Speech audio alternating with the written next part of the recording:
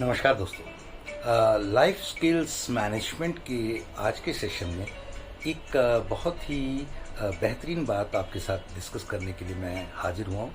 समय प्रबंधन, time management. अगर देखा जाए तो टाइम को मैनेज तो नहीं किया जा सकता। टाइम को एक ऐसी आइडेंटिटी है जो कुदरती है, जो चलती रहती है, किसी की परवाह नहीं करती, बहुत ही सतर्क और अच्छी तरीके से वो सतत रहती है, चलती रहती है, किसी की परवाह नहीं करती।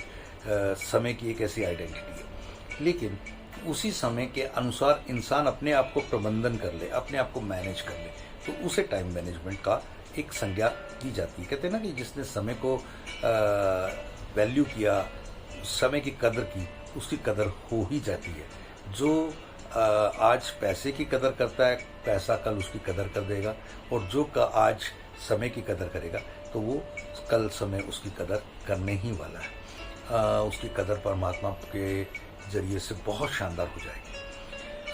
आज समय प्रबंधन में एक इम्पॉर्टेंट बात मैं आपसे डिस्कस करना चाहूँगा।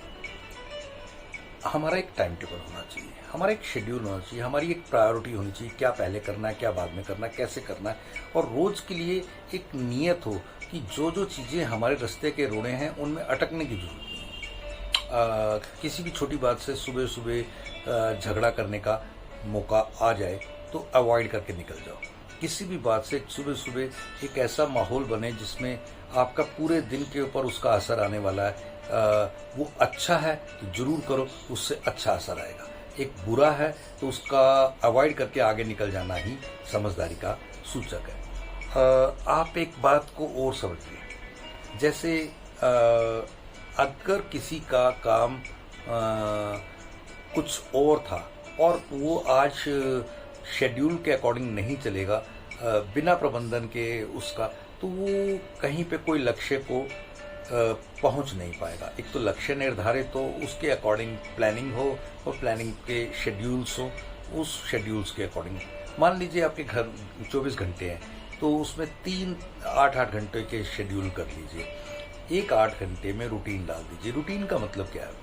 आपका खाना पीना, सोना, एक्सरसाइज, पूजा पाठ, ये सारी चीज़ें एक चीज़ में आ जाए। खाना पीना, सोना, पूजा पाठ, नहाना धोना और एक्सरसाइज, ये सारी चीज़ें अगर एक 8 घंटे में अगर आप कंप्लीट कर लेते हैं तो उसमें करीब 6 घंटे के सोना भी हो जाएगा, आधे पौने घंटे की एक्सरसाइज भी हो जाएगी, नहाना धोना भी हो जाएगा, खाना पीना भी हो जाएगा पूरे दिन का। और ये सब चीज़ें अगर कर लेते हैं तो 8 घंटे में आपने बहुत कुछ कर लिया। और अगर दूसरी तरफ अगले 8 घंटे में आप अपने वर्क को देखते हैं। वर्क मतलब आपका, जैसे एक आप स्कूल के स्टूडेंट है, कॉलेज गोइंग है, तो अपने स्कूल कॉलेज ट्यूशन्स को जो टाइम देना है तो वो टाइम 8 घंटे के अंदर कंप्लीट होना चाहिए। या अगर आप वर्किंग पीपल है तो 8 घंटे की आपकी वर्किंग हो, ऐसा कुछ। और बाकी के 8 घंटे का क्या करना है? इस 8 घंटे में ही जीवन संवरेगा, सुधरेगा, बढ़ेगा, उभरेगा। जैसे कि इस 8 घंटे को ग्रोथ सेगमेंट में डालें, इसमें अच्छे विचार करें, अच्छे रिलेशंस करें, अपनी किताबें पढ़ें, इन्हीं चीज़ों में इन्वॉल्व हों जिन चीज़ों के कारण से आप बहुत बहुत बहुत अच्छा कर सकते हैं। विचारों को आगे क्या करना है, उनको, समय को एक प्रबंधन दें। और अगर ये तरीके से हो गया तो जिंदगी में बहुत कुछ अच्छा होने वाला है।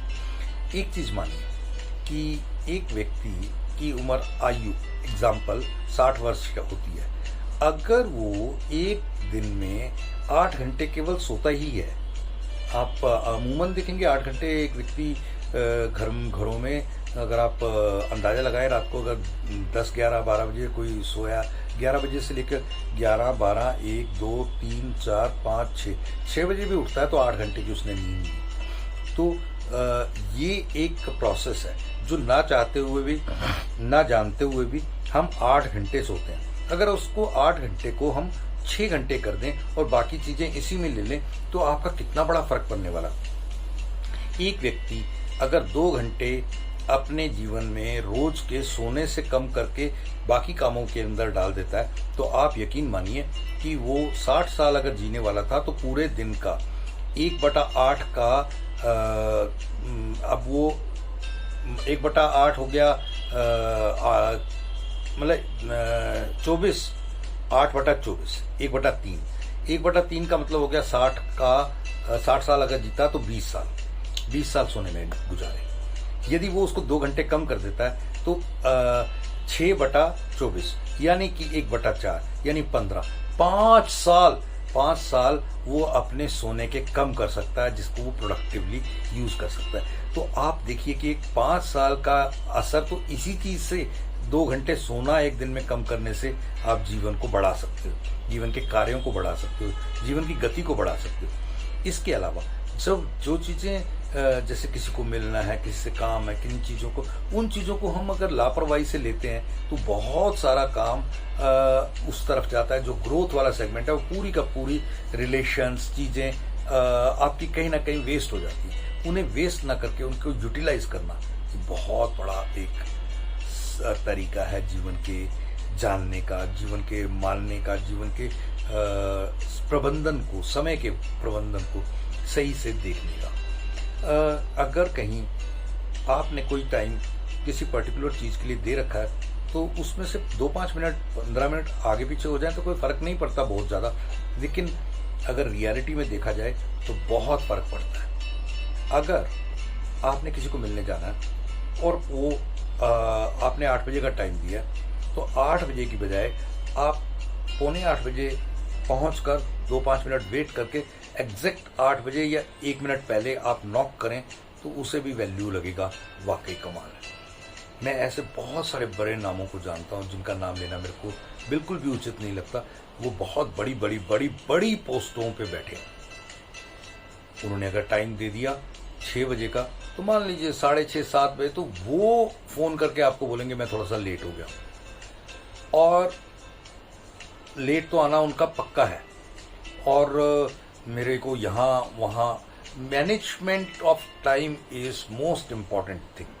आप दूसरे के टाइम की वैल्यू करेंगे ना तो आपके टाइम की यूटिलाइजेशन मल्टीफोल्ड हो जाएगी। आप देखेंगे जो एक बहुत बहुत बहुत बिजी बंदा है, 18 घंटे काम कर रहा है, बहुत सारे शेड्यूल्स हैं, उसको अगर आप बोलते हैं कुलविंदर जी आज ये एक सेशन एडिशनली करना है, आपको ये LIC का ये काम है एडिशनली करना है, आपको ये एक पॉलिसी है इसके लिए आपको यहाँ जाना होगा, तो वो एडजस्ट करके वो कामों के अलावा भी वो काम करेगा।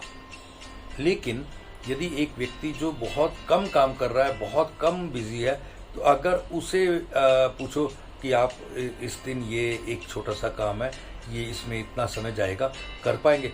अरे मैं तो बहुत बिजी हूँ, मैं तो ये, मैं तो वो, और वो अगले कई दिनों का कई तरीके के वो शेड्यूल गिना देगा।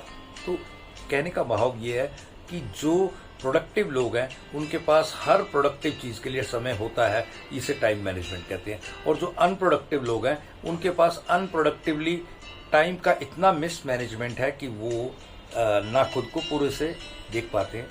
ऐसी बहुत सारी बातें। एक छोटी सी बात कह के मैं अपनी बात को समाप्त करूंगा। समय के 2 पल इकट्ठे क्यों नहीं आते? इसलिए कि हर समय के पल के ऊपर आप अपना स्वर्णिम पेन से हस्ताक्षर करके आगे बढ़ें ताकि लोग आपको सदियों तक याद कर सकें। आज का वीडियो अच्छा लगा हो तो बाकियों के साथ भी शेयर करें। Thank you. जय हिंद।